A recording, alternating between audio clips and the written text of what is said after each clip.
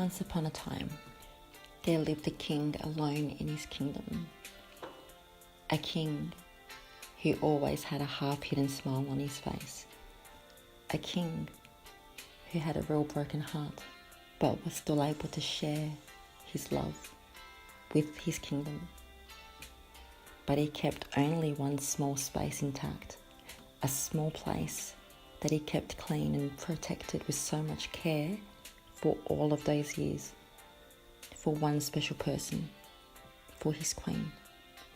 In her eyes, it was his world. She recognized him immediately, even though she was confused on how she felt as though she knew him. But they were familiar in so many ways, and she was scared. Scared of the fact that it could be real. All the love, all the magic, all the care and the beauty, all of the passion. It didn't seem real, because she had forgotten that in the name of love, they should have been fighting. That where they came from, there was no such thing. There is no such thing as fear or ego. And so she runs away. She ran so fast. She closed her eyes, her ears. She blocked out the world. She blocked out her heart, and she kept running and running and running. But she had forgotten one thing. She had forgotten the king's pain, the king's heart that he gave to her to hold. The heart that gave the final fight for her. The heart that gave the last of its magnificent energies and essence and beauty to her, his queen. And so many years had passed, and when the queen had returned, it was too late, for the king had died of a broken heart. And so she wept, she mourned, but what she didn't know was that this was also part of the divine plan, because kings are forged by steel and by fire, by warrior. And in that fire, in the ashes, a phoenix was born. In fire, we are born. In hell, we rose. With the new earth born, the creation of Mother Nature, of Gaia, the fields of amnesia were placed into the souls incarnated into the new earth. These souls were being tested with the emotions of hate, jealousy, revenge. And so as they walked down that path, looking for themselves in the darkness, somewhere on that path they remembered that they came back here to bring the old lost moral and ethical structure back. And as they laid down their swords and their shields, they surrendered as the warriors of light, the warriors of consciousness. The prophecy foretold that it claims the efforts and the sacrifices of all those light workers and prophets that gave their lives in the name of the human evolution in order to heal it.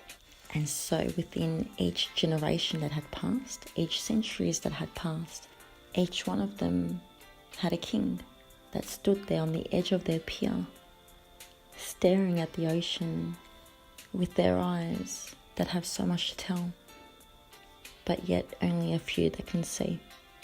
Their stories to be told, that only a few who will be able to hear.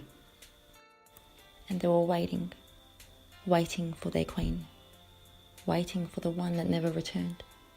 And so each king, staring at the waves, watching as the sun would lower and die so that the moon can come out to breathe every night. One of the kings were able to understand exactly how that sun had felt about the moon. And deep down inside of him there was a voice that was familiar, a voice that whispered, "I know that it's not your fault, my love, because I see you, those eyes that reveal your soul. I see you. I see your broken smile. I see that broken smile upon your lips that have so much to tell, and yet they stay silent. The waves of pain run through my heart, up to my head, and my tears want to release. I feel your pain. The pain of self-loathing. The pain of grief, of loneliness and isolation. The pain of suppression. The pain of bearing it all and never letting go, never surrendering, never being heard. The pain where you want to scream but you can't. I feel the pain of all those who want to express but cannot bring themselves to do it. The pain of not knowing how to thrive emotionally. And so I will transcend it for them. I will express it for them. I will validate it for them. I will release it for them. And as I release these pains that the cosmos has brought to me for the purpose of transcendence, I return a prayer for your heart. May your heart no longer bear grief. May your heart be seen and known for the divine love and innocence inside. And may you realize it. May you honor it as Gaia honors your heart, soul, mind, and flesh as divine. I return to you healing love in the purest form. May your heart open as mine has for you. And I pray that life will treat you kind for such a gentle mind.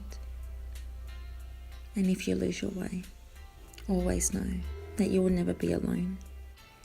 And the day breaks and another round begins. Unity comes. It draws even closer, and our song supports it and eases its passage. For then we have made the connection, and once made, let it never be broken. You have stood on this pier, watching the sun set, the cycles of the moon that rose to its full. You stood there on the pier, with time that had passed. And so just hold on, and just wait, and be patient, because nothing is finished yet. Because this is our war now, because this is our time to rule. The battle to be fought between love and fear, and as each human awakens, eventually it will become oneness, and in that oneness, it will be one love that will rule, that will conquer, and it will be that one love that will defeat fear. And so the king stopped waiting for his queen. He released her with nothing but love in his heart. He let her go.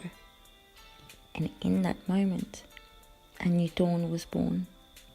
A dawn of light. A dawn of a new beginning, of a new day. And in that moment, the king had also felt within his heart all the pain, all of the sadness, all of the anger he had felt for his queen was forgiven. And in that moment, a white dove flew overhead in the sky. The king did not see this dove. He had turned back to fulfill his mission to help humanity.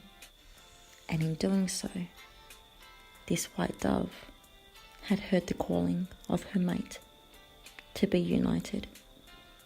And it will be the love, that will be the wind beneath her wing, that will guide her back home. And even though she had a broken wing, she still flew. She flew without fear, as she put her trust in the wind to guide her home. And it was the love that was beneath her broken wing that made her fly. And her fear was forgotten. The fear that had trapped her when she was a queen. And deep down she knew that it was because her king had set them free. And like the sun, who had died every night just so the moon can breathe, the sun and the moon have been on earth before time was created by man. And maybe sometimes they send the universe signs by coming together when day turns into night and night becomes day. They become one. And this was the ending, to begin a new journey until one day they will be together again as one.